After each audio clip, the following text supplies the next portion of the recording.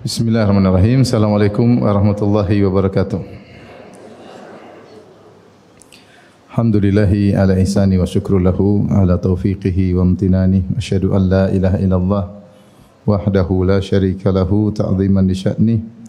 Wa asyhadu anna Muhammadan abduhu wa rasuluhu da'ila ridwani. Allahumma salli alaihi wa ala alihi wa ashabihi wa ikhwani.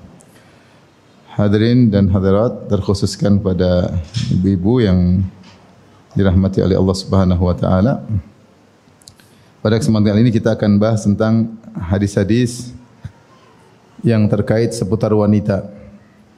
Dan pada pertemuan kita kali ini kita akan membahas hadis yang di mana Rasulullah SAW berkata, "Rifqan bil qawarir." Lembutlah terhadap kaca-kaca, yang maksudnya Rasulullah SAW mengibaratkan wanita dengan kaca yang mudah retak. Adapun hadis terkait hal ini datang dalam banyak buku-buku hadis, di antaranya dalam Sahih Bukhari dan Sahih Muslim. Saya bacakan di antaranya. An Abi Kilabah an Anas bin Malik radhiyallahu anhu qala, ini Al-Imam Al-Bukhari meriwayatkan dari Anas bin Malik. Beliau berkata, "Utiyan Nabi sallallahu alaihi wasallam ala ba'dhi nisa'ihi wa ma'ahunna Ummu Sulaim. Faqala, waihaka ya Anjashah, ruwaida sawqaka bil qawarir." Didatangkan kepada Nabi sallallahu alaihi wasallam terkait dengan sebagian istri-istrinya, dan bersama istri-istrinya ada Ummu Sulaim. Itu datang dalam riwayat yang lain bahwasanya Rasulullah SAW sedang bersafar bersama istri-istrinya dalam haji wada. Rasulullah SAW bersafar bersama istrinya dalam haji wada. Ternyata ketika para istri Nabi SAW naik onta, maka ada seorang budak Nabi yang bernama Anjashah. Nanti akan disebutkan dia adalah budak berkulit hitam. Tetapi dia pandai melantunkan hida atau huda, yaitu syair-syair, nasyid-nasyid yang disenandungkan oleh penggembala atau orang yang sedang bersafar untuk memotivasi onta-onta agar berjalan dengan semangat. Ketika onta-onta mendengar senandung dari nasyid-nasyid tersebut, maka onta-onta tersebut bergerak dengan cepat. Rupanya Rasulullah SAW khawatir istri-istri Nabi bisa jadi jatuh, ya, karena ontanya berjalan dengan cepat. Tentu mereka tidak nyaman ketika naik di atas onta-onta tersebut. Jadi zaman dahulu onta merupakan kendaraan yang istimewa, terutama untuk safar-safar yang jauh. Terlebih lagi Nabi haji wada bersafar dari Madinah menuju Mekah yang jaraknya sekitar 450 sampai 500 km. Sehingga menggunakan onta, dan biasanya kalau para wanita maka dibuatlah haudaj. Haudaj itu semacam keranda yang terbuat dari kain yang diletakkan di sekitar punuk onta. Kemudian wanita masuk dalam situ. Sehingga mereka tidak terlihat dan mereka bisa lebih nyaman di atas onta tersebut. Tapi kalau ontanya jalannya cepat, ontanya terpacu jalan cepat, maka dikhawatirkan tidak nyaman dan bisa jadi terjatuh. Maka Rasulullah SAW tegur, "Waihaka ya Anjashah."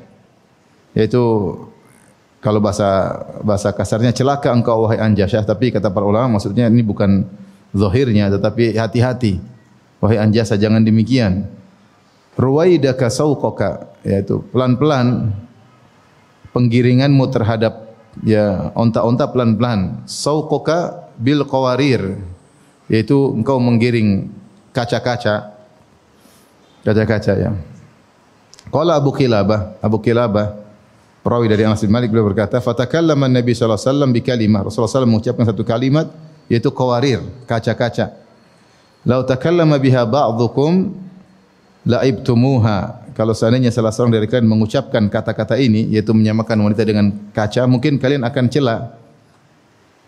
Qauluhu sauquka bil qawarir, yaitu perkataan Nabi, engkau menggiring para wanita, ya. Taib, ini salah satu riwayat, ya.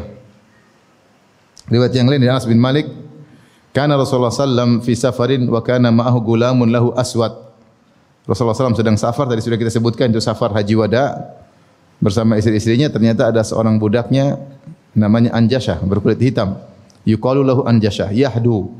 Yahdu itu dia melakukan hida. Hida itu adalah senandung yang diucapkan untuk menyemangati onta-onta dalam berjalan. Maka Rasulullah SAW menegurnya. Rasulullah SAW berkata, wahai haka, ya Anjasyah, hati-hati wahai Anjasyah, ruwaidaka bil qawarir, pelan-pelan, lemah lembutlah terhadap al-qawarir, terhadap kaca-kaca. Dalam riwayat yang lain, lafal yang lain Rasulullah SAW bersabda, kata Anas bin Malik, fahadal hadi, maka sang penggiring onta yang bersenandung melakukan senandung syair-syairnya, nasyid-nasyidnya, maka Rasulullah berkata, urfuk ya Anjasyah, wahai hakabil qawarir, wahai Anjasyah, lemah lembutlah kepada qawarir, kepada kaca-kaca, maksudnya istri-istri beliau. Demikian juga datang dalam riwayat Muslim, ya, dengan lafal yang lain, ya, mirip dari Anas bin Malik juga, anna Nabi sallallahu alaihi wasallam, ya, disebutkan wasawwakun yasuqu bihinna. Sementara ada penggiring onta-onta yang menggiring istri-istri Nabi, yuqalu lahu Anjasyah. Namanya adalah Anjasyah, maka Rasulullah SAW pun menegur dengan teguran tadi yang kita sudah sebutkan. Ini semua dalil-dalil datang dalam Sahih Bukhari, Sahih Muslim, di mana Rasulullah SAW mensifati para wanita dengan qawarir. Apa maknanya qawarir? Qawarir datang dalam Al-Quran, ya, dalam 2 ayat, ya. Di antaranya dalam surat An-Naml ayat 44, ya. Ketika Ratu Bilqis masuk diundang oleh Sulaiman, maka dia ingin menemui Sulaiman, tiba-tiba dia melihat ada air di bawahnya sehingga dia mengangkat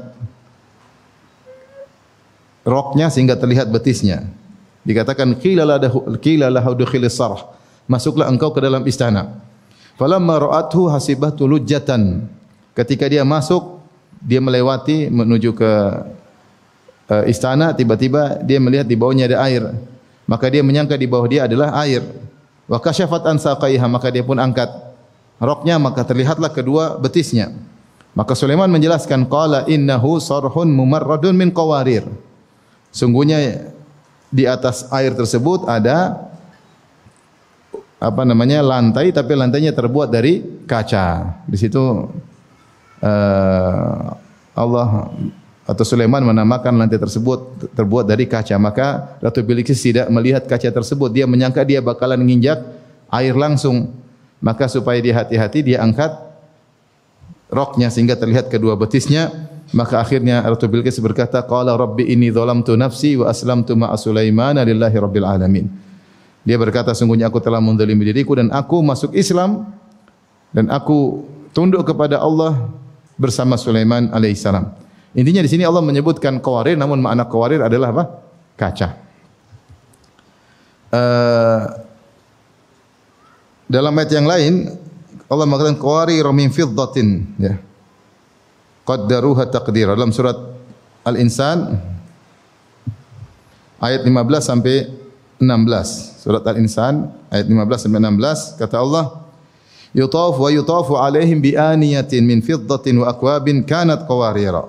Dan diedarkan kepada mereka bejana-bejana dari perak dan piala-piala yang bening laksana kaca. Qawarira min fiddatin qaddaruha taqdira, yaitu kaca-kaca yang terbuat dari perak yang telah diukur mereka dengan sebaik-baiknya. Jadi di antara pelayanan yang diberikan kepada para penghuni surga, yaitu bahwasanya ada pelayan-pelayan yang membawa tempat minum atau bejana-bejana, ya. Allah sebut qawarir dari kaca-kaca, namun min fiddah, namun dari perak. Jadi ini salah satu kenikmatan surga yang susah yang kita bayangkan. Namanya perak harusnya bukan kaca, dan namanya kaca harusnya bukan apa? Perak. Tapi Allah mengatakan ada kaca terbuat dari perak. Ini belum kita lihat yang semisal ini di dunia. Sehingga qawarir maknanya secara umum adalah bejana yang terbuat dari kaca. Gampangan kita seperti botol yang terbuat dari kaca. Makanya disebut qawarir diambil dari qarurah. qawarir jamak dari qarura, dan qarura adalah bejana tempat diletakkan air minum semacam kaca, disebut qarura karena istaqarra syarab fihi, karena air tertahan dalam tempat tersebut. Gampangannya boleh kita bilang kaca, boleh kita bilang apa? Botol, ya. Taib. Nabi SAW di sini menyamakan para wanita dengan qarurah, dengan kaca. Kita bacakan perkataan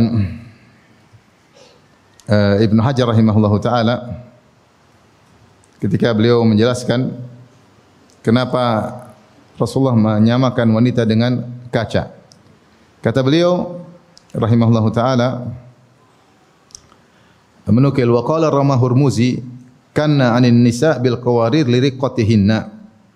Nabi SAW mengkiaskan wanita dengan kaca atau botol yang mudah pecah. Kenapa? Li riqqatihinna, karena lembutnya mereka. Wa dha'fihinna, karena lemahnya mereka. Anil harakah, dari gerakan tidak selincah laki-laki. Oleh karenanya wan nisa yushabbahna bil qawarir fi riqqati wal latafah wa dha'fil binyah. Wanita disamakan dengan kaca karena kelembutan, ya, karena halusnya dan karena lemahnya tubuhnya. Ya, ini di antara makna. Makanya ketika Rasulullah SAW berkata, rifqan bil qawarir, wahai anjashah, lemah lembutlah terhadap kaca-kaca, seakan-akan yang ada di onta itu ibarat kaca. Anggaplah engkau sedang membawa onta yang sedang memikul kaca, tentu kau akan hati-hati.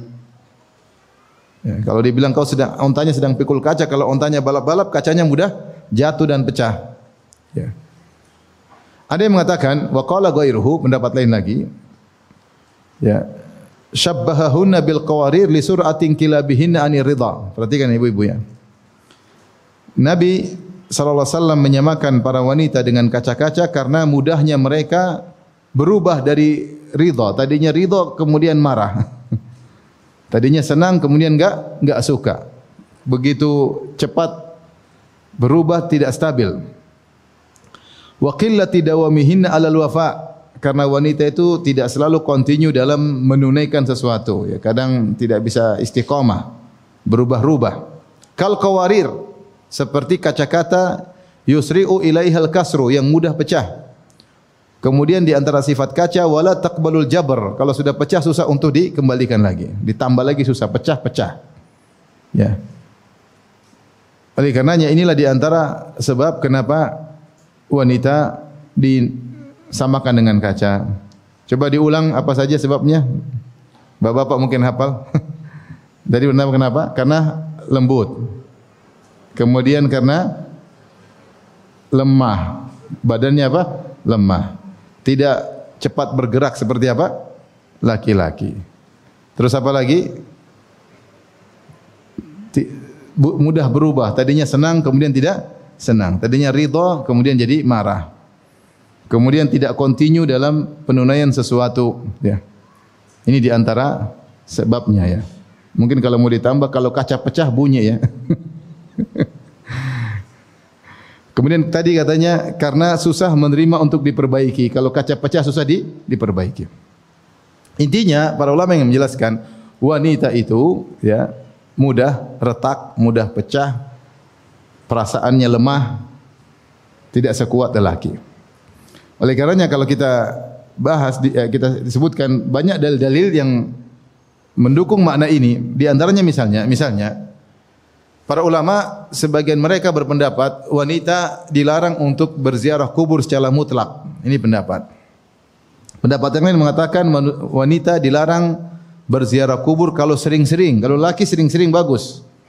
Semakin sering semakin bagus. Tapi kalau perempuan ada yang mengatakan diharamkan ziarah kubur secara mutlak, tidak boleh sama sekali. Ya, karena Rasulullah SAW mengatakan la'anallahu zawwaratil kubur. Allah melaknat para wanita yang suka ziarah kubur. Pendapat yang kedua, wanita boleh ziarah kubur namun tidak boleh sering-sering. Ada khilaf di kalangan para ulama. Kenapa dibedakan laki dengan wanita? Disebut karena wanita hatinya tidak stabil. Kalau dia pergi ke kuburan, kemudian dia ziarah ibunya atau anaknya, maka dia bisa berubah hatinya. Tadinya sabar, bisa jadi berubah tidak sabar. Bisa jadi dia niyahah, meronta-ronta di kuburan tersebut. Karena lemahnya hati wanita. Makanya wanita suka mewek ya. Sedikit-sedikit apa? Nangis ya. Perasa, baper. Laki-laki harusnya tidak demikian ya. Laki-laki bukan seperti kaca, seperti batu. Seperti batu. Baik. Di antaranya juga misalnya Rasulullah mengabarkan di akhir zaman ketika muncul Dajjal, banyak pengikutnya para wanita. Kenapa? Karena hati mereka lemah ketika mendengar berita tentang Dajjal, mereka mudah tertipu, mereka mudah tertarik. Sehingga mereka segera berangkat menuju Dajjal. Sampai Rasulullah kabarkan seorang mengikat ibunya, mengikat adik-adik perempuannya, mengikat tante-tantenya supaya tidak terpengaruh dengan Dajjal. Ya. Ibarat ketika di zaman tersebut, kabar-kabar sampai kepada wanita tentang Dajjal, luar biasa, bisa menghidupkan yang mati, bisa menurunkan hujan, maka goyang para wanita. Sehingga banyak mengikuti Dajjal para wanita. Kenapa? Lemahnya hati mereka. Ini diantara yang mendukung bahwasanya wanita hatinya lemah. Kemudian juga di antara dalil yang mendukung akan hal ini disebutkan oleh sebagian ahli tafsir. Ketika Allah menyebutkan tentang para penyihir, Allah mengatakan, "Qul a'udzu birabbil falaq min syarri ma khalaq wa min syarri ghasiqin idza waqab wa min syarri naffatsati fil uqad wa min syarri hasidin idza hasad." Dan katakanlah aku berlindung dari naffatsati fil uqad, dari wanita-wanita penyihir yang meniup di buhul-buhul. Jadi di antara sifat penyihir mereka meniup di buhul-buhul. Buhul di buhul. Naffatsat. Naffatsat itu para wanita-wanita, para nenek-nenek sihir. Tante-tante sihir, nenek-nenek sihir ya, yang meniup di buhul-buhul. Kenapa tidak disebut padahal penyihir ada laki-laki juga? Kenapa dalam ayat tersebut tidak disebut laki-laki penyihir? Sebagian ahli tafsir mengatakan karena sihir kalau dilakukan oleh wanita lebih dahsyat daripada dilakukan oleh lelaki. Nenek sihir lebih dahsyat daripada kakek sihir. Kenapa lebih dahsyat? Karena hatinya lebih perasa, lebih kalau kerjasama sama iblis sangat kuat. Karena mudah terpengaruh, bapernya luar biasa. Makanya wanita itu suka hasad, mudah hasad karena mudah perasa. Lihat ada perempuan lain lebih cantik langsung hasad. Tahu-tahu sedih. Kenapa sedih? Ada yang lebih cantik daripada saya. Ya ukhti, yang lebih cantik dari kamu banyak, seabrak-abrak ya. Kalau mau diikuti hasad terus. Lihat ada yang lebih kaya, hasad. Lihat ada yang bawa mobil lebih bagus, hasad. Ya. Kalau ada yang lihat punya tas lebih baik, maka hasad. Yang punya temannya punya tas lebih mahal, maka hasad. Makanya Allah Subhanahu wa taala mengkhususkan para wanita untuk tidak saling mengejek. Kata Allah Subhanahu wa taala, "Ya ayyuhalladzina amanu la yaskhar qaumun min qaumin asa an yakunu khairam minhum." Wahai orang beriman, janganlah sebagian kalian mengejek sebagian yang lain. Bisa jadi yang diejek lebih baik daripada yang mengejek. Sebenarnya ketika Allah mengatakan wahai orang yang beriman, maka mencakup di dalamnya laki-laki maupun wanita. Allah sudah cukup. Wahai orang yang beriman, la yaskhar qaumun min qaumin. Janganlah sebagian kaum mencela, mengejek sebagian kaum yang lain. Asa an yakunu khairam minhum. Bisa jadi yang diejek lebih baik daripada yang mengejek. Namun meskipun ayat ini sudah mencakup laki-laki dan wanita, ternyata Allah mengkhususkan para wanita. Setelah itu Allah mengatakan wala nisaun min nisain, dan jangan sebagian wanita mencela, mengejek sebagian wanita yang lain. Asa an yakunna khairan minhunna. Bisa jadi wanita-wanita yang dicela lebih baik daripada wanita-wanita yang mencela. Kenapa dikhususkan penyebutan wanita? Karena ejek mengejek banyak di antara mereka. Hatinya lemah. Lihat sedikit hasad, lihat sedikit dengki, ingin unggul, ngejek sana, ngejek sini. Hati wanita itu apa? Lemah. Mudah retak, mudah pecah. Makanya disamakan oleh Nabi SAW dengan al-qawarir, dengan kaca-kaca. Dan ini diantara satu fasohahnya, balaghahnya, pandainya Nabi dalam berbahasa, di mana Nabi SAW mengungkapkan wanita dengan kaca-kaca yang mudah retak. Taib. Ada dua pendapat di kalangan para ulama tentang makna Nabi SAW, ya anjasyah rifqan, ya anjasyah ruwaidaka bil qawarir. Wahai anjasyah, lemah lembutlah terhadap kaca-kaca. Pendapat pertama mengatakan bahwasanya kenapa dikatakan Nabi berkata, wahai Anjasyah, lembah lembutlah dengan kaca-kaca. Maksudnya jangan sampai mereka jatuh. Anggaplah dirimu sedang membawa onta-onta yang sedang memikul kaca-kaca. Maka jangan dibalapin onta tersebut. Kalau ontanya balap, dia bergerak-bergerak, apalagi semakin cepat semakin kuat gerakannya, maka kaca-kaca akan mudah jatuh dan pecah. Ingat, di atas onta-onta tersebut ada para wanita, di antaranya istri-istri Nabi sallallahu alaihi wasallam. Jadi Nabi bawa istri-istrinya berhaji. Lembah lembutlah kepada wanita, jangan sampai istriku jatuh. Ini pendapat pertama. Pendapat kedua, ini pendapat dipilih oleh Al-Khattabi dan banyak ulama ya, dan juga dikuatkan oleh Al-Bukhari dan juga dipilih oleh Ibnu Hajar rahimahullahu taala. Bahwasanya Rasulullah SAW mengucapkan kaca itu adalah kinayah, maksudnya lain. Maksudnya bahwasanya saya bacakan aja biar lebih bagus perkataan Ibnu Hajar rahimahullah taala.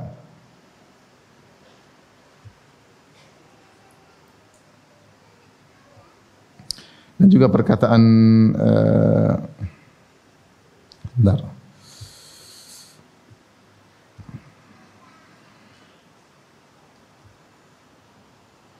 Imam Nawawi ya.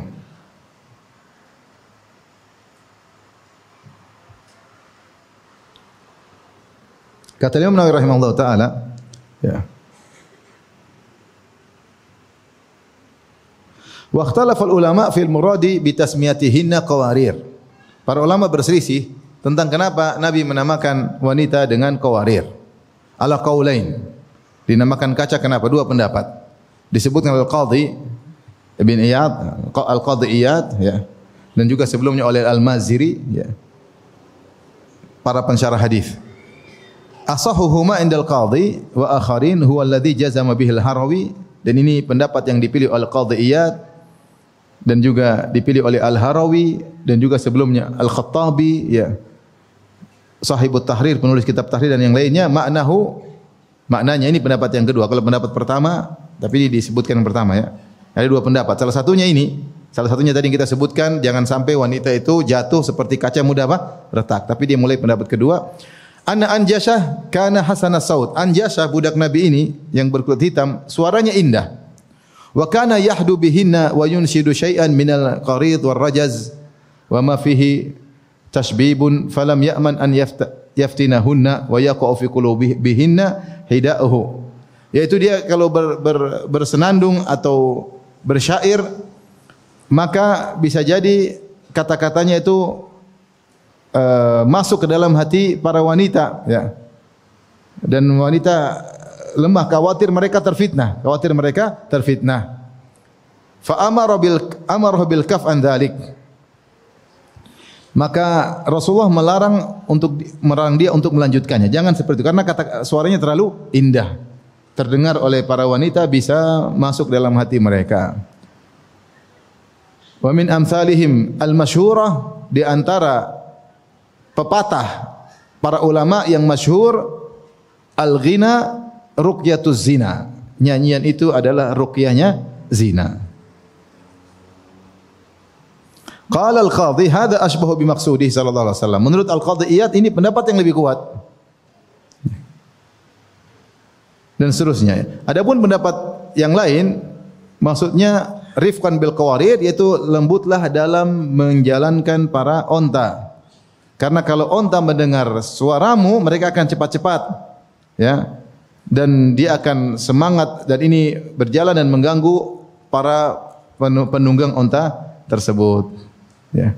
Dan ini menunjukkan wanita lemah ketika terjadi gerakan yang kuat, mereka tidak bisa mengikuti. Dan Rasulullah khawatir para wanita jatuh. Ini pendapat yang tadi sudah sebutkan. Jadi dua pendapat.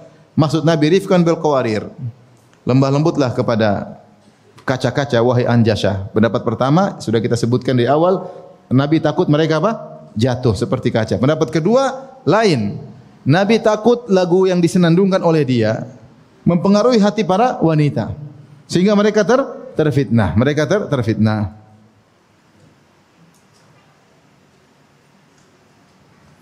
Ini disebutkan oleh An-Nawawi dalam kitabnya Al-Minhaj, syarah Sahih Muslim.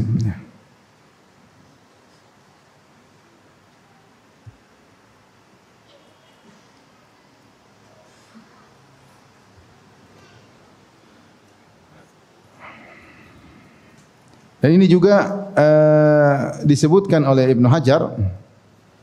Dia menyebutkan dua pendapat. Setelah pendapat pertama khawatir wanita jatuh, kemudian Ibnu Hajar berkata, "Au khafa alaihinna alfitnata min sama'in nasyid."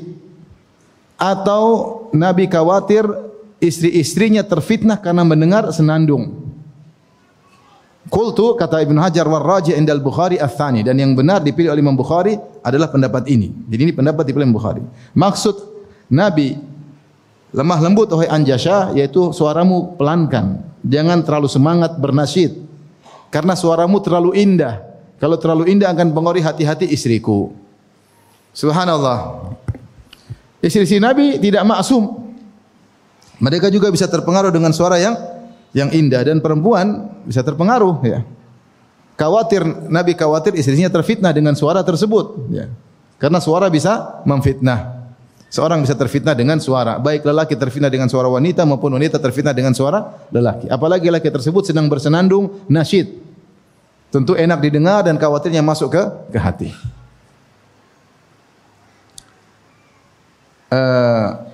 Ini pendapat, ya. Saya sebutin lagi perkataan Ibnu Jauzi. Sebentar.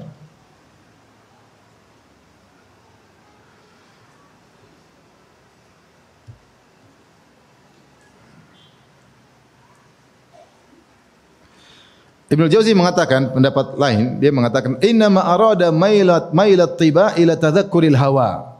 Kalau seorang wanita sering mendengar nasyid-nasyid senandung, maka khawatir ada kecenderungan tabiat kepada mengingat hawa nafsu. Jadi hawa nafsu bergejolak. Wa in kana mubahan, meskipun nasyid tersebut hukum asalnya mubah, tapi kalau terlalu indah, maka jiwa ini, hati ini menjadi menjadi apa? Kecenderungan kepada hawa nafsu. Fa innal ghina yahutsu ala hubbid dunya, karena nyanyian itu membuat orang termotivasi untuk cinta dunia. Wa yadhkuru syahawat, dan akhirnya mengingat syahwat-syahwat. Wa yushghilul qalba an wadha'ifihi minal fikri wadzikr. Nyanyian-nyanyian tersebut menjadikan hati sibuk dari menjalankan tugasnya. Tugasnya itu berfikir dan berzikir. Wa azwaju Rasulullah sallallahu alaihi wasallam lasna bi ma'sumat min wasawisi syaitan, dan istri-istri Nabi tidak maksum dari gangguan syaitan. Wa hathihi ala hubbid dunya, dan syaitan menggoda mereka untuk mencintai dunia. Ini perkataan Ibnu Jauzi. Saya ingin sampaikan, ini Nabi khawatir terhadap istri-istrinya. Siapa istri-istri Nabi? Wanita soleha. Kalau kita baca sirah mereka, kita tahu mereka wanita luar biasa. Bukan wanita sembarang. Memang Allah telah pilih mereka untuk menjadi istri-istri Nabi SAW dalam ibadah, dalam sedekah, dalam segala hal. Para istri-istri Nabi SAW. Tetapi meskipun hida ini asalnya boleh, jadi syair hukum asalnya boleh. Ya. Nasyid hukum asalnya apa? Boleh. Di antara nasyid-nasyid digunakan untuk misalnya untuk semangat bekerja. Di antara juga nasyid-nasyid digunakan misalnya untuk walimah. Di antaranya nasyid-nasyid digunakan untuk menyemangati onta. Tetapi ketika Anjasyah suaranya terlalu indah, Nabi khawatir istrinya kebawa. Nabi khawatir istrinya kebawa. Dan tadi Imam Nawawi yang berkata, perkataan pepatah para ulama bahwasanya al-ghina ruqyatuz zina. Ghina, nyanyian, bisa mengatakan kepada apa? Kepada zina. Di sini juga Ibnu Jauzi rahimahullah dalam kitabnya Kashful Mushkil min Hadis Sahihain, dia mengatakan bahwasanya nyanyian itu meskipun asalnya mubah, tapi kalau berlebih-lebihan bisa mengantarkan pada cinta kepada dunia. Terbawa kepada apa? Syahwat. Ya. Akhirnya menyibukkan hati dari tugas sesungguhnya, berfikir tentang keagungan Allah dan juga berzikir. Karena orang kalau sudah sering dengar nyanyian, lisannya lebih senang untuk bernyanyi daripada baca Al-Quran. Dan hatinya kebawa ingat dengan lagu-lagu yang dia hafal. Dan sementara istri-istri Nabi tidak maksum, maka Rasulullah ingin menjaga hati istri-istrinya. Tapi ini istri-istri Nabi. Bagaimana dengan wanita zaman sekarang kemudian nonton laki-laki nyanyi?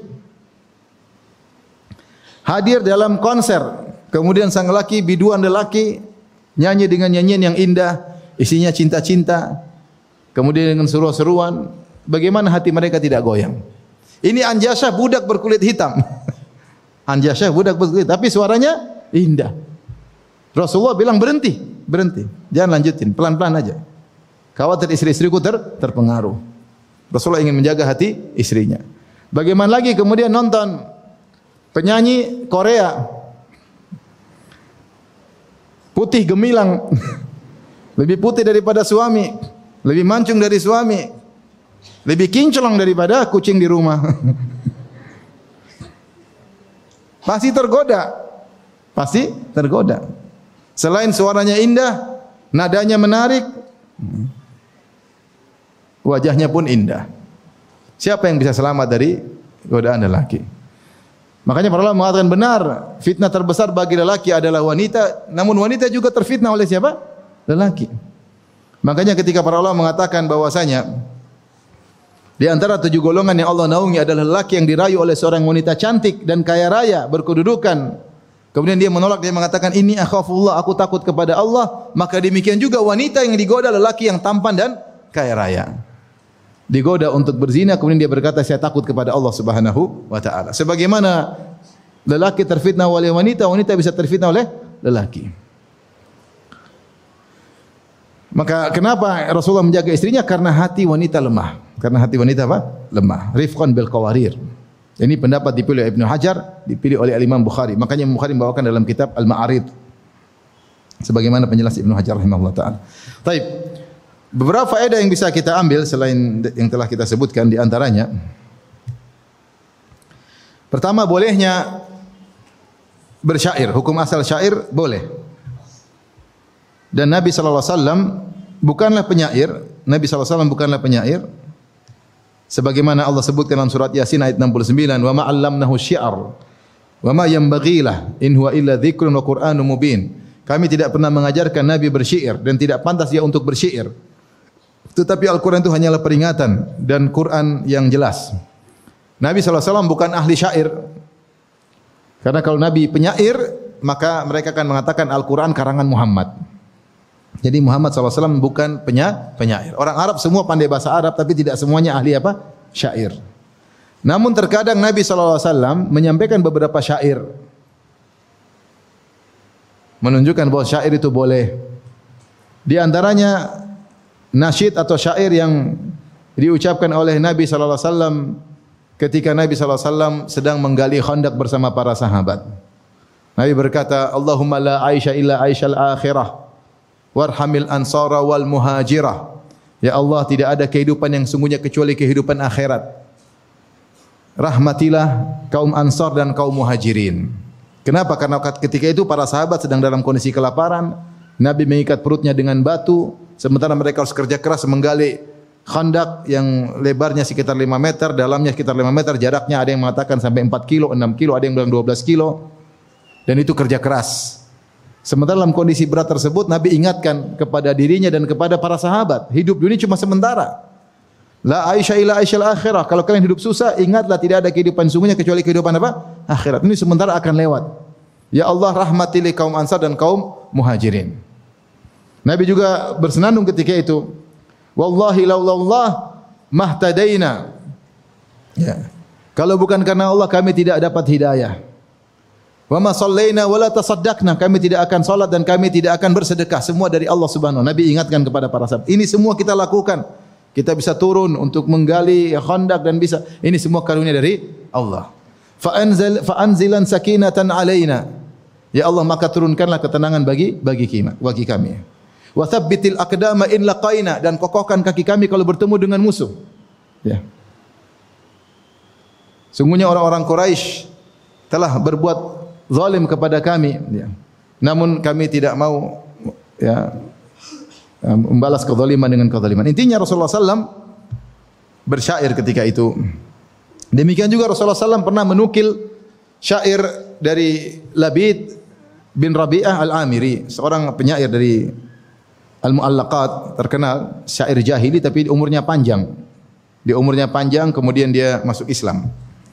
Rasulullah SAW berkata, afdalu kalimatin qalaha syair, ya, kalimatul Labid. Perkataan penyair yang terbenar adalah perkataannya Labid. Labid pernah berkata, ala kullu syai'in ma khalallaha batilu. Ketahuilah segala sesuatu selain Allah adalah batil.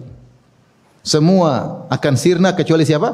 Allah. Dan semua yang dikerjakan bukan karena Allah, batil. Maka yang tersisa cuma Allah atau yang karena Allah.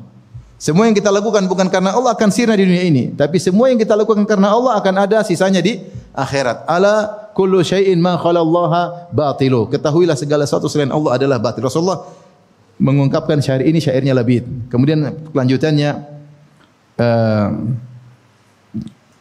wa kullu na'imin ya la mahalata zailu, dan seluruh kenikmatan pasti akan sirna kecuali kenikmatan apa?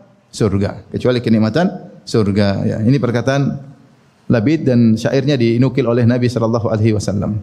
Demikian juga Rasulullah SAW menukil syair yang diucapkan oleh seorang kalau tidak salah Tarfah bin al-Abd, dia mengatakan wa ya'tika bil akhbari ma lam tuzawwidi, yaitu syairnya sebelumnya dikatakan oleh beliau, yakni Tarfah, dia mengatakan apa namanya, satubdilakal ayyamu ma kunta jahila, sungguhnya hari-hari akan mengungkapkan perkara yang kau tidak tahu. Wa ya'tika bil akhbari ma lam tuzawwidi, bahkan ada orang yang kau tidak tanya-tanya akan dikasih kabar kepadamu, akan kasih kabar kepadamu. Ini syair, artinya banyak perkara yang kita tidak ngerti, tahu-tahu berjalan dengan waktu akhirnya terungkap. Bahkan kita enggak perlu tanya-tanya, nanti ada yang kasih tahu kabarnya. Ini Rasulullah di antara syair-syair yang Rasulullah sampai ke Rasulullah SAW juga yang yatamathal bi asy'ar abyad Ibnu Abi Rawaha, Abdullah bin Rawaha. Rasulullah, intinya Rasulullah SAW bukanlah penyair, tapi terkadang dia menukil apa? Syair. Sehingga hukum asal syair adalah boleh. Makanya Anjashah ketika dia bersenandung bersyair untuk menyemangati onta-onta, hukum asalnya boleh. Namun karena suaranya terlalu indah, maka Rasulullah mengatakan apa? Kurangi. Khawatir istri-istrinya terfitnah. Karena nyanyian kalau berlebihan, terlalu indah, bisa mempengaruhi hati seseorang. Rasulullah ingin menjaga hati istrinya. Maka hati-hati ibu-ibu yang dirahmati Allah Subhanahu wa taala. Ibu-ibu itu perasa. Ya, maka jangan suka sering dengar apa? Nyanyian-nyanyian meskipun tanpa musik. Kalau dengan musik jelas haram. Ini kita bicara nyanyian tanpa apa? Musik. Nyanyian tanpa musik hukumnya boleh, hukum asal.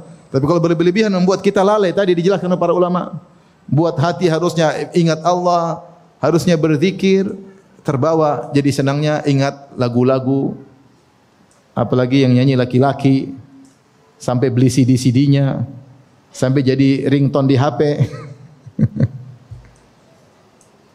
Musibah. Musibah ini musibah zaman sekarang. Taib. Di antara faedah yang bisa kita ambil dari hadis ini,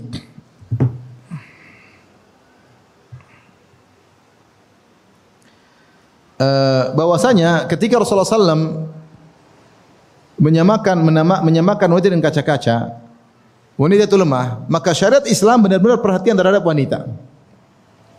Maka Islam tidak ada agama yang begitu perhatian terhadap wanita seperti Islam. Benar-benar dijaga, benar-benar dijaga.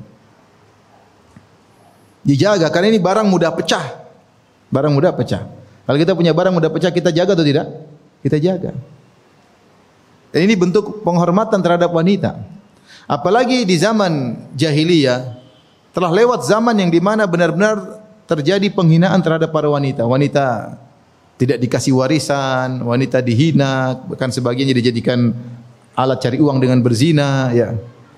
Bahkan kalau lahir dibunuh di zaman jahiliyah, mereka tidak ingin punya anak apa?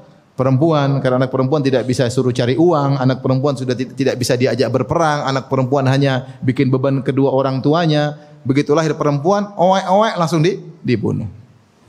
Atau dibunuh setelah usia 6-7 tahun, dihiasi kemudian dimasukkan dalam kuburan hidup-hidup, kemudian dibunuh. Ini orang-orang jahiliyah. Datang Islam merubah semuanya. Maka wanita dimuliakan. Makanya wanita dilarang bersafar kecuali dengan mahram. Tujuannya apa? Agar dia dijaga oleh mahramnya. Hukum asal demikian, kecuali darurat, kecuali kondisi kebutuhan yang mendesak, yaitu lain cerita.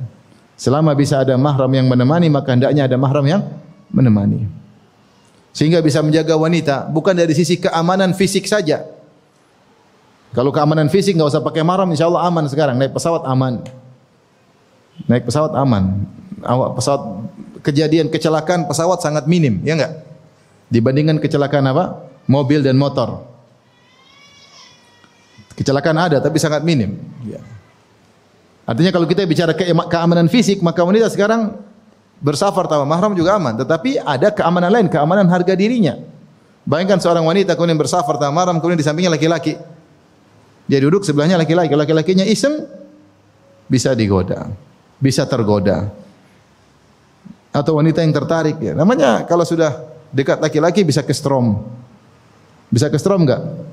Kalau strom terkadang konslet. Oleh karenanya dengan adanya mahram semua itu terjaga. Makanya disyaratkan oleh para ulama namanya mahram itu seorang yang bisa menjaga wanita di mana orang malu kalau menggoda dia. Jadi bukan saya punya mahram umur 2 tahun saya bawa, itu bukan mahram. Anak laki-laki 2 tahun dibawa itu bukan mahram, justru kamu yang jaga anak itu. Maksudnya mahram itu lelaki yang bisa menjagamu. Sehingga kalau laki-laki mau goda dia enggak enak sama mahram tersebut. Kenapa syariat menyuruh mahram menemani wanita? Tidak lain karena untuk menjaga apa? Wanita. Kemudian wanita kalau menikah harus pakai wali. Kalau enggak pakai wali dia dibodoh-bodohin.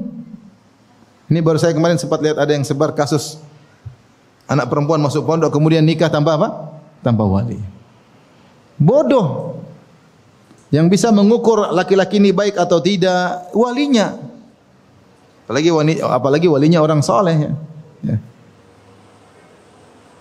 Tapi kalau wanita tanpa wali, wah, laki-laki sekarang banyak pandai merayu ya. Besarin kepala sang perempuan selesai. Ditipu dalam waktu sebentar, langsung menikah, digauli, berapa lama kemudian dicampakkan. Tapi kalau ada wali, laki-laki tersebut enggak enak, harus ketemu serius atau tidak, mau macam-macam enggak enak sama walinya. Coba kalau tanpa wali ya di asal-asal mau nikah-nikah, mau cerai-cerai. Kenapa syariat menyuruh pakai wali? Tidak lain karena menghormati apa? Wanita. Wanita lemah, mudah digoda, baper, mudah pecah. Maka harus ada yang menjaganya itu para wali-walinya. Makanya Rasulullah SAW mengatakan la nikaha illa bi wali. Tidak ada nikah kecuali dengan wali.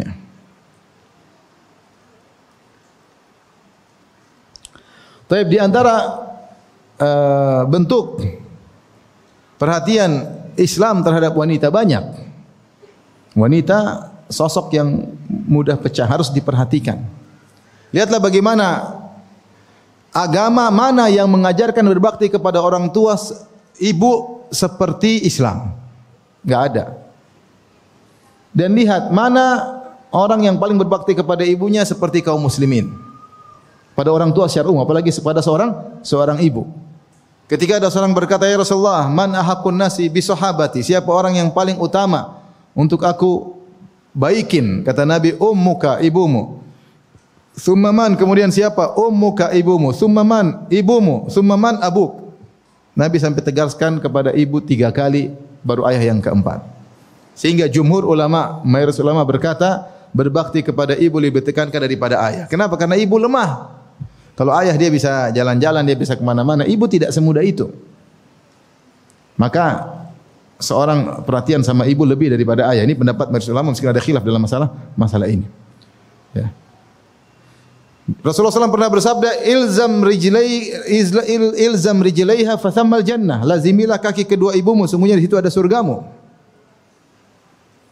Makanya coba lihat, sekarang orang-orang non-muslim begitu banyak yang menderita di hari tua dalam kondisi sengsara karena jauh dari anak-anaknya.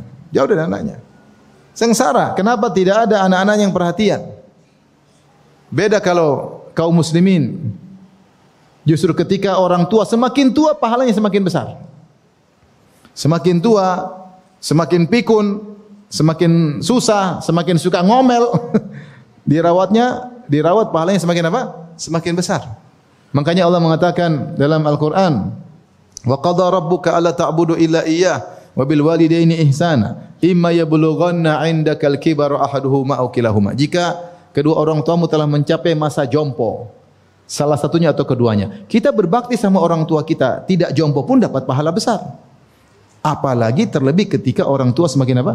Semakin jompo, semakin pikun, semakin enggak bisa apa-apa, semakin enggak bisa mengurus dirinya, maka pahala semakin lagi berlipat-lipat ganda. Dalam agama mana diajar seperti ini?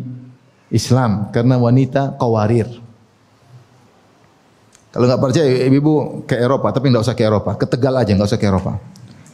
Saya pas ke Eropa lihat sendiri bagaimana orang tua, kasihan orang tua di sana non Muslim jalan bawa anjing, Coba lihat orang tua kaum muslimin didorong sama anaknya, jalan-jalan sama cucunya.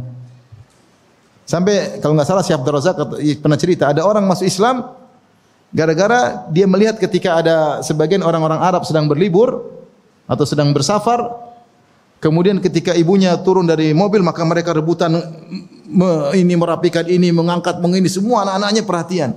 Sampai ini kok bisa begini? Sampai dia kok bisa begini? Ada luar biasa perhatian sama ibunya. Ini Islam. Islam yang mengajarkan demikian. Tidak akan antum dapatkan agama-agama yang lain secara detail memuliakan seorang ibu. Kenapa? Karena wanita qawarir. Tapi kita bicara ibu. Siapa lagi? Bibi, kata Nabi, al-khalatu biminzilatil Bibi kedudukannya seperti apa? Ibu. Di antara bentuk bakti kalau ibu sudah tidak ada, berbaktilah kepada khalat, kepada bibi. Luar biasa. Siapa lagi? Perempuan, putri. Rasulullah SAW berkata, "Man ibtuliya bihaula'il banat, fasabaru 'alaihinna wa kasahunna." Ya. Dan seterusnya, kunna lahu sitran minan nar.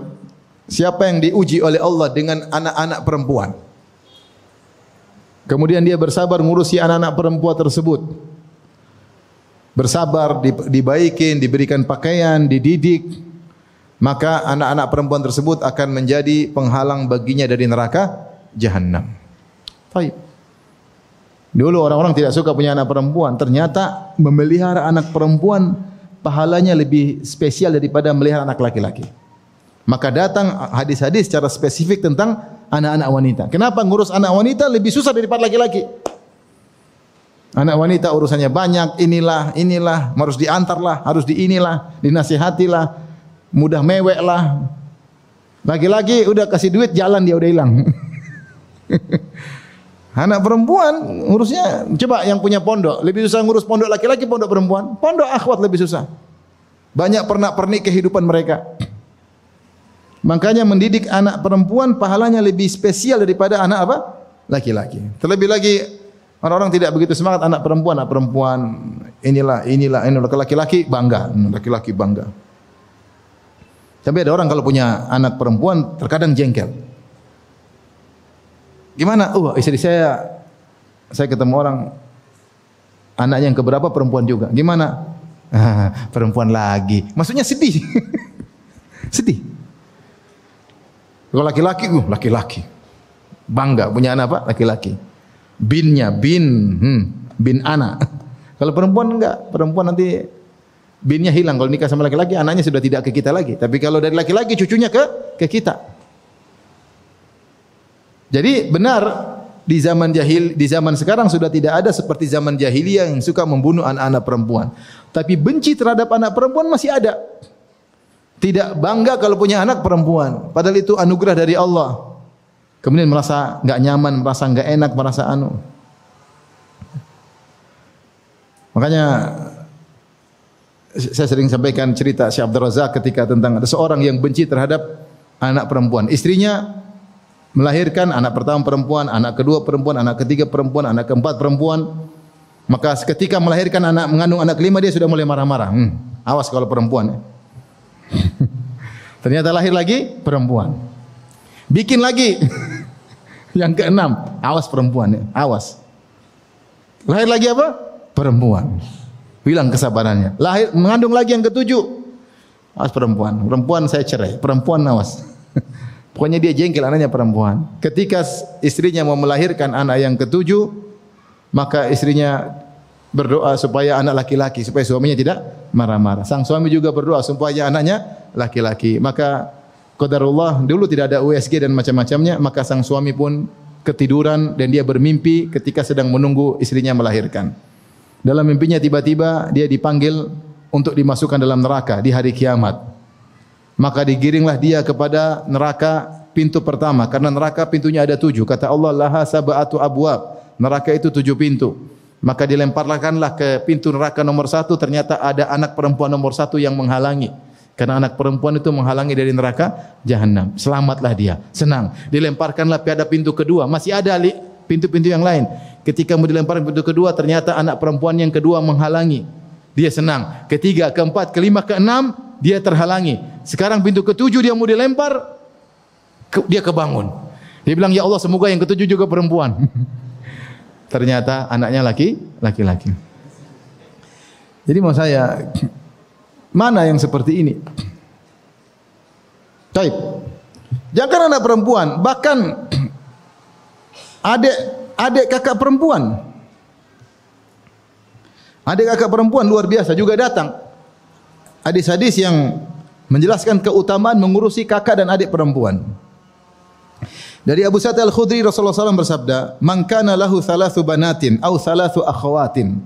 Siapa yang punya 3 anak perempuan atau 3 saudari perempuan, kakak atau adik, saudari kandung atau saudari sebapak atau saudari seibu, saudari. Punya kakak, punya adik.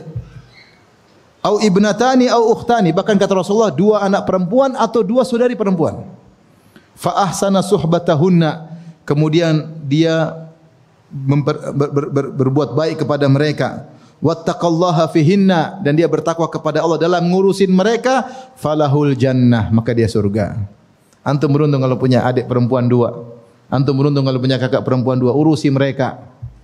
Urusi mereka, bantu mereka, berbuat baik kepada mereka, telepon mereka, undang ke rumah, muliakan mereka, surga. Dalam riwayat yang lain kata Rasulullah SAW, "Man 'ala thalatha banatin fa'addabahunna wa zawwajahunna wa ahsana ilaihinna falahul jannah." Siapa yang mengurusi 3 anak perempuan, kemudian dia ajar adab dan dia nikahkan ketiga putri perempuannya dan dia berbuat baik kepada putri-putri perempuannya, maka baginya surga. Wa fi riwayatin, dalam riwayat yang lain, thalatha akhawat.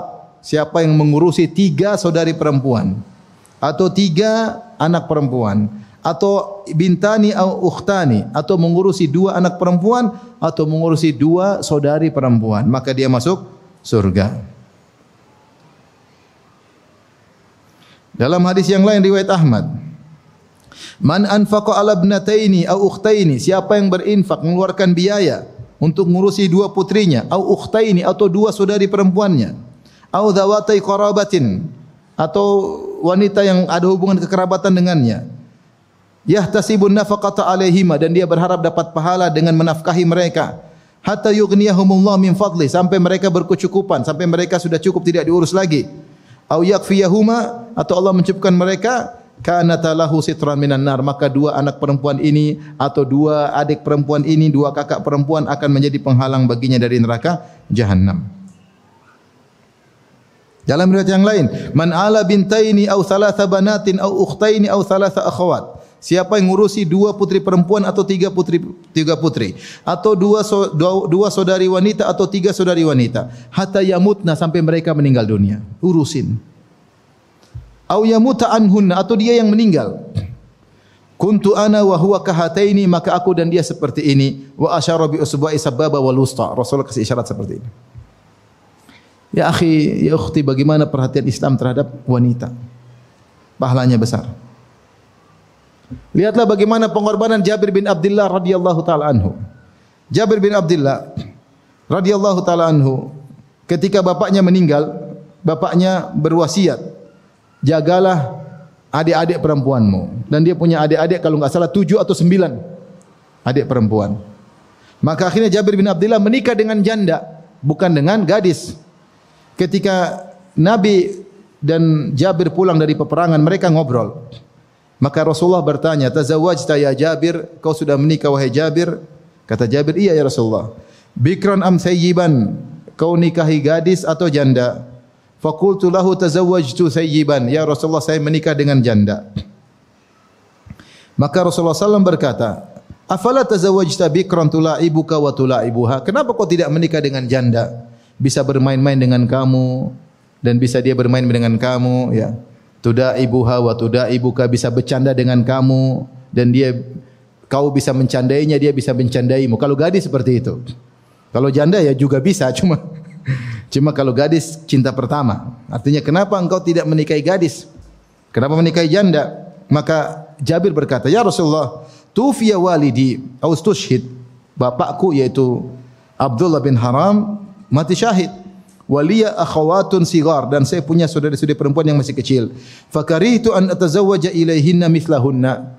Saya tidak mau menikah dengan seorang wanita yang semisal dengan mereka, sama-sama masih kecil. Fala tu'addibahunna wala taquma alaihinna. Nanti kalau saya menikah dengan yang seumuran dengan mereka, tidak bisa ngurusin mereka, tidak bisa mengajarin mereka. Fatazawwajtu thayyiban, maka saya cari janda yang tentu sudah berusia. Bayangkan, Jabir bin Abdullah karena ingin cari pahala, dia tidak menikahi gadis yang masih muda, dia menikahi janda yang lebih berumur untuk bisa ngurusin adik-adiknya. Ya.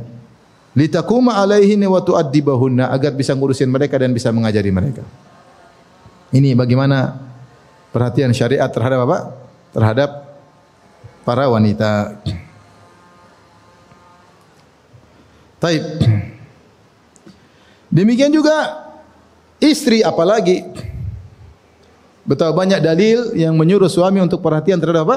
Istri, ya. Berkata-kata lembut kepada istri. Rasulullah SAW kalau panggil Aisyah, terkadang ya Aisyu, yaitu disingkat namanya, itu panggilan manja, ya. Disingkat, ya. Kalau misalnya Juminten jadi Junten. Disingkat panggilan ini Aisyah itu dipanggil ya Aisyu, itu uslub metode bahasa Arab untuk panggilan sayang. Ya, sampai sekarang masih banyak. Kalau Abdullah dipanggil Abud, ya. Abud ya maksudnya Abdullah, ya. Kalau Abdurrahman kalau enggak salah Duhman, ya. Mereka juga singkat untuk panggilan sayang, ya. Atau Nabi memanggil Aisyah dengan keindahan yang ada di wajahnya. Kata Nabi, ya Humaira. Humaira itu wahai wanita yang terlihat rona merah di pipinya. Karena saking putihnya siapa? Aisyah. Harusnya bawa panggil wahai yang mancung hidungnya, wahai yang terurai rambutnya. Jangan ya wahai yang luas jidatnya, jangan. Maksudnya kita kalau panggil istri itu kata-kata wahai sayangku, wahai cintaku. Cinta nomor 1, cinta nomor 2. Jadi kita panggil dengan kata-kata sayang, jangan kita panggil mbok. Ya, maksudnya wanita perasa. Dan wanita tuh butuh dari suami untuk mengekspresikan cintanya. Kita laki-laki enggak butuh. Yang penting kalau kamu saya panggil kamu ke sini, kalau kita laki-laki. Kalau perempuan sukanya kita ekspresikan, ya. Aku cinta kamu, aku sayang kamu, kirim love. Begitu perempuan, kirim bunga, kirim hadiah, kirim ini, belikan ini. Dia ingin bukti dari laki-laki. Padahal sudah dibuktikan, buktinya dia udah gemuk, ya. Tapi ya dia butuh ekspresi dari kita. Makanya Rasulullah SAW pun demikian. Ketika Rasulullah SAW memanggil Aisyah untuk menonton orang-orang Habasyah bermain-main di Masjid Nabawi, latihan perang-perangan, maka Aisyah kemudian menempelkan di jendela, mungkin Aisyah menempelkan dahunya di pundak Nabi, kemudian dia tempelkan pipinya di pipi Nabi, kemudian nonton. Orang-orang semua tahu Nabi pusat perhatian. Ternyata di samping Nabi ada istrinya Aisyah, dan pipinya lagi nempel dengan pipi siapa? Nabi sallallahu alaihi wasallam. Maka Nabi berkata, "Hasbuki, sudah cukup nontonnya." Kata Aisyah, "Belum." Nabi tungguin lagi. Sudah lama lagi Nabi bilang, "Hasbuki, sudah cukup nontonnya." Kata Aisyah, "Belum." Sampai ketiga kali baru atau berapa kali baru kata Aisyah, "Cukup." Kata Aisyah, "Saya sebenarnya bukan pengin nonton itu orang-orang, tapi agar mereka tahu bagaimana kedudukan di sisi Nabi. Jadi pengin pamer nih, pipi lagi nempel sama pipi." Terkadang perempuan tuh pengin pamer. Lagi jalan antum digandeng tangannya jangan dilepas. Dia aja digandeng. Dia pengin pamer sama teman-temannya bahwasanya suaminya sayang sama dia. Dia butuh ekspresi. Oleh karenanya kalau kita bagaimana sejarah Nabi luar biasa dalam menunjukkan sikap lemah lembut kepada istri-istrinya, tentunya butuh pembahasan yang panjang. Jadi ini hadis pertama yang kita sampaikan tentang hadis-hadis seputar wanita. Bosnya wanita hukum asalnya adalah seperti kawarir, seperti kaca-kaca yang mudah pecah. Maka diperhatikan oleh syariat, terutama para suami, sayanglah kepada istri-istri. Ingat, hati mereka tidak seperti kita, tidak seperti laki-laki. Ketabahan mereka tidak seperti ketabahan kita. Tegarnya mereka tidak seperti tegarnya kita. mereka mudah tersinggung, mereka mudah mewek, mereka mudah seperti itulah. Karena wanita hatinya berubah-ubah. Kalau sudah pecah, sulit dikembalikan lagi. Ya. Maka berbuat baik kepada mereka karena mencari keridhaan Allah Subhanahu wa taala. Demikian saja kajian kita. Wallahu taala alam bisawab. Subhanakallah bihamdik asyhadu an la ilaha illa anta astaghfiruka wa atubu ilaik. Assalamualaikum warahmatullahi wabarakatuh.